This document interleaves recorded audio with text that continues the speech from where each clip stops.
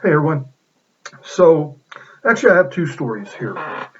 You may or may not remember, but there's a guy called Seth Rich who, in 2016, he was working on the Hillary campaign, and he was walking home at night, and somebody shot him in the back and killed him. Didn't steal anything, left his wallet, everything there.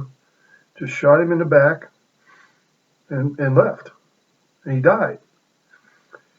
And there was a pretty strong theory going on at the time,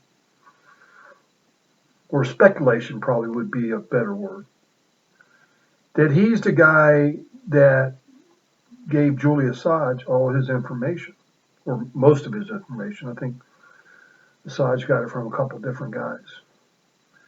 And Rich's parents tried to, he was a young kid, up and coming kid, you know. It's a shame to be associated with with Clinton then, because the trail of blood behind them, my God. I, I've lost count how many people associated with them have been found on railroad tracks and everything else. It just, there's some dangerous people. But so people's been trying to get his computer from the FBI for 4+ years. And the FBI said that we don't have any information on Seth Rich. We don't have any documents on him. Well, it comes out today, 4 years later, that they've been lying the whole time. They have his laptop. And I'd really be curious as to what's on it. And did they pass that information on to the DNC? Did they bury this to protect the DNC? Because make no mistake about it, this was the DNC screw up. I mean, John Podesta, I guess he had a password that was so easy anybody could figure out. But, you know, just another lost soul hanging around the Clintons. My other story is, remember back in October how the media was telling you MAGA's Hunter Biden BS, basically is what they were calling it.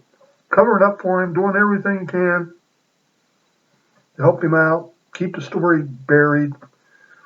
As a matter of fact, somebody asked a bunch of early voters who voted for Biden if they knew about the Hunter Biden story.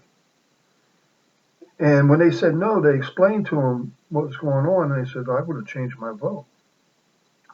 So the media did good for Biden on that. And even Twitter blocked New York Post for how many weeks? Was censoring all this stuff on Twitter. And it comes out today.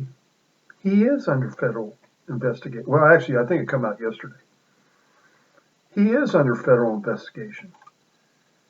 And it's more than just taxes, from what I understand. It's money laundering, some nefarious contacts with international figures. Oh, China, 1.2 billion. Moscow, was that 4 or 12 million? I don't remember what that was. The mayor's wife, the dead mayor's wife of Moscow. Well, no, that doesn't sound right. The dead mayor's wife who gave Hunter Biden, I can't remember, somewhere between 4 and 12 million. And then, of course, Ukraine. And Biden threatened to hold $1 billion off and bragged about it in front of cameras and people, unless they fired the prosecutor.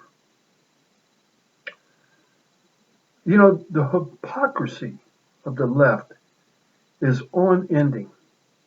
It just, it just never fails.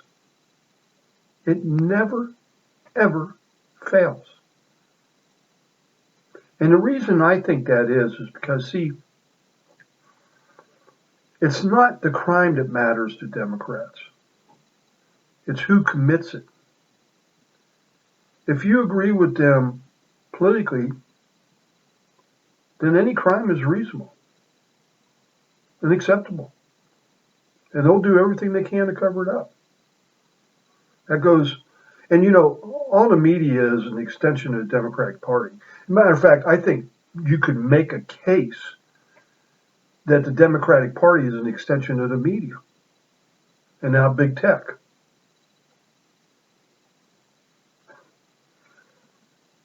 Just the hypocrisy.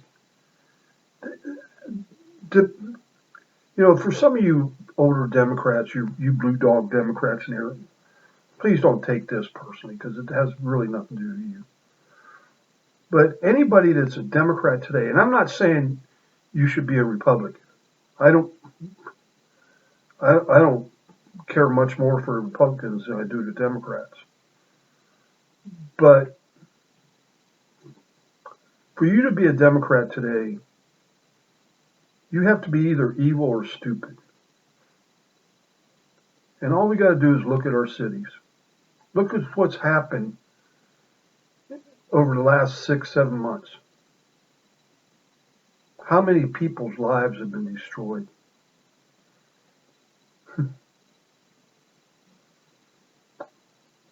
Yep. Anyway, that's all I got. It's two interesting twists and turns there. Y'all have a good day. Bye.